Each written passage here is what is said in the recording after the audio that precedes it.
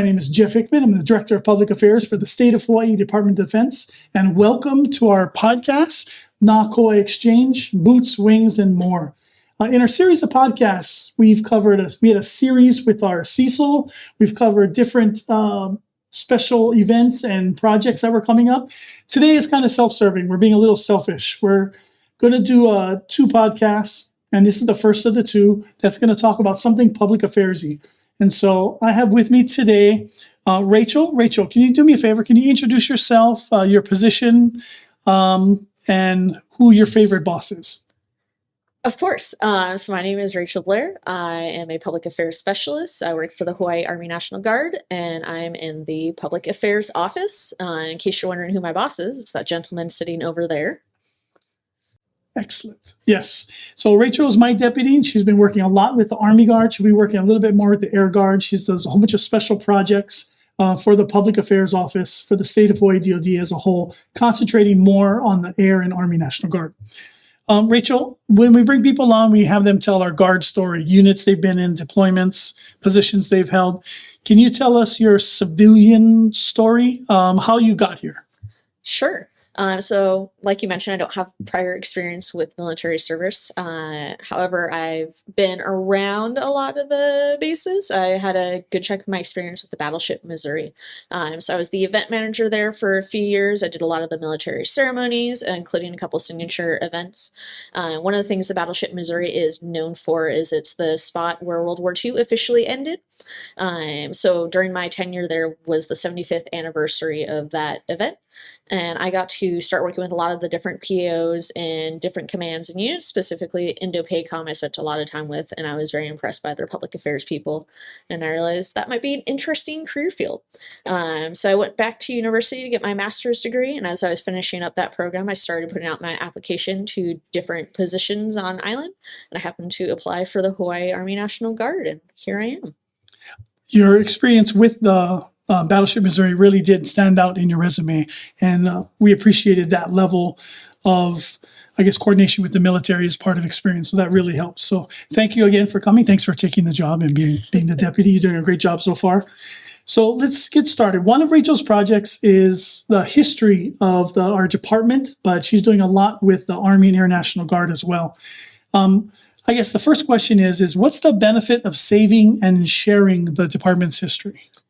All right, so I'm going to be a little cliche, right? When it comes to history, if you don't know where you've been, it's hard to know where you're going to go. So we really want to save this history to know what the Hawaii National Guard has done. We've been around since 1852. We have an incredible history. It's also been very varied. We've gone through a lot of different phases and what our role has looked like, all the way back when the kingdom was still a thing to present day where we deal with a lot of natural disasters. So the Hawaii National Guard has transitioned quite incredibly, and we want to be able to document that history for future generations, because I'm sure when events were going back 100 years ago, they didn't think we'd be looking at it today. So I know you've been busy compiling and gathering stuff. Well, what did the history of the department and the National Guard look like as you started this project? Yeah, so I happen to be extremely lucky. We had some great predecessors who were very involved in the history and wrote some great articles. So they had all this research. There's actually a whole room just full of boxes of photos and old articles, and it's just all very hands-on. So what we're trying to do is digitize it and bring it into the modern age. So a lot of the groundwork was laid, and now we're just putting it out there so it's accessible for a lot of different people. So that's a lot of work, digitizing all of those documents. How can people out there find the history in this project? Everything that you're finding and digitizing, where can they find this information? Yeah, so we have our Hawaii National Guard history up on our website. Check the link below in the description. We also are putting out stories in our Pupuka'i newsletter, which you can subscribe to get some of the highlights. And then we advertise on our social media when we have new stories or articles or little fun facts about what's going on.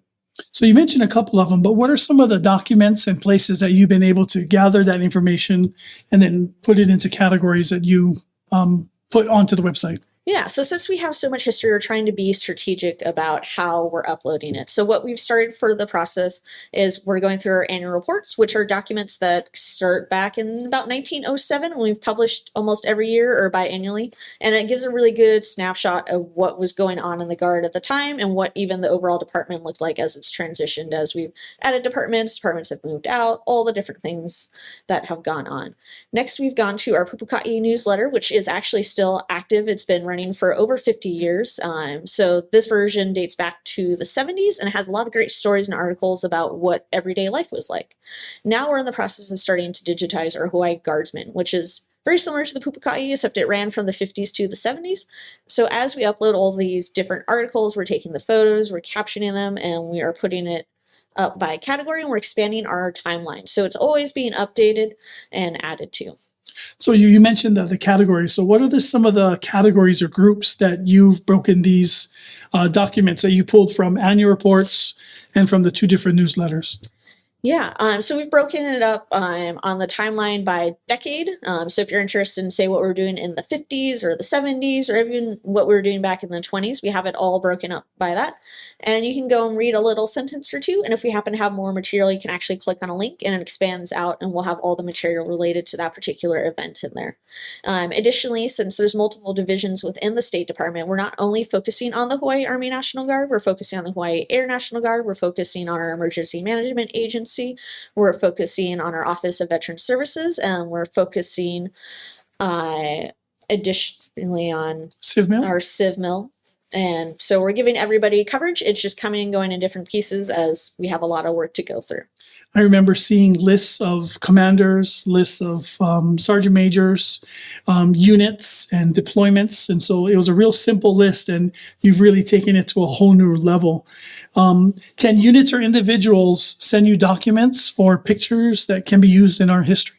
Yeah, so with our history, we're always looking for more information. We do have a public email that you'll see below in the link, and you're more than welcome to send us information that you have. Just provide a little bit of context about what it is, where it came from. But anytime we can get that information out there, we'd love to have it.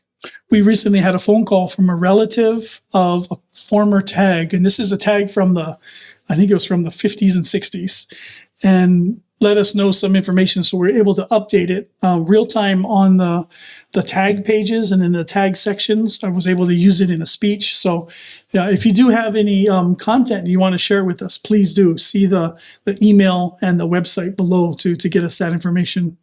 What are some of the things that you found to be the most interesting?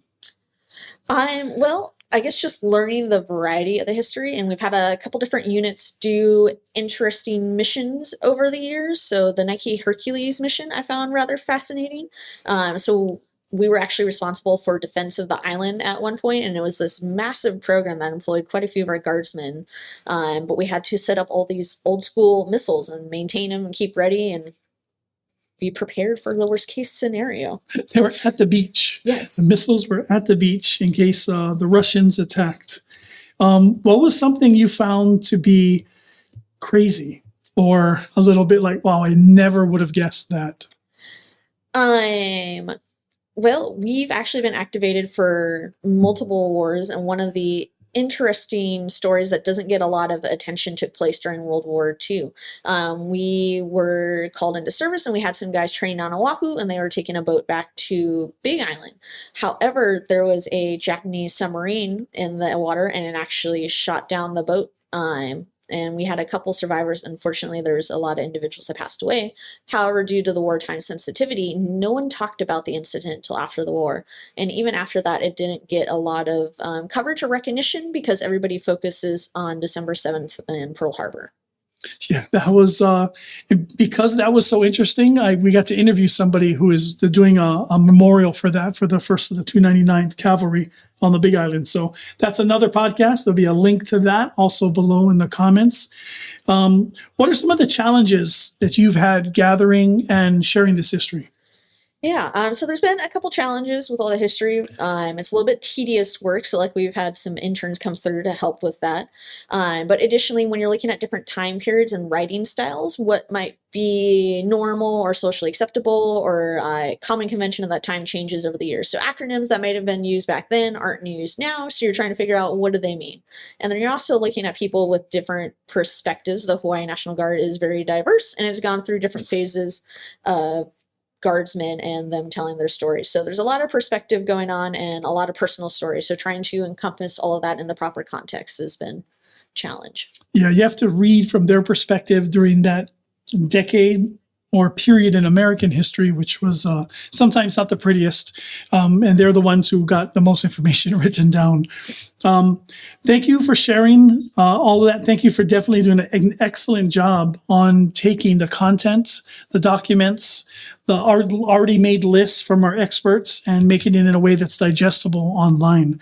You can definitely find all of this stuff at dod.hawaii.gov, and you can click on the department info tab and it'll take you right to National Guard history. But if you click on that, it has the history for the entire state of Hawaii DOD. Rachel's put it all on there.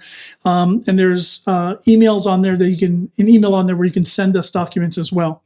Is there anything else that you wanted to add?